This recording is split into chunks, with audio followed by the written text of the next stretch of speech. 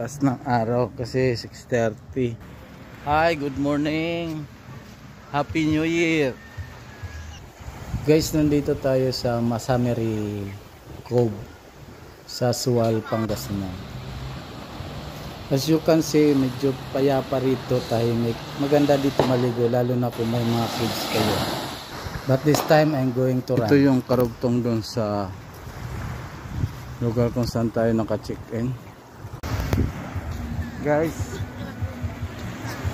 morning.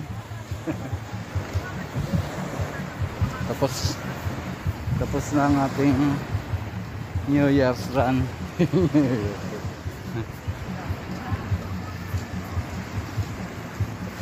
As usual, 1 hour pa rin.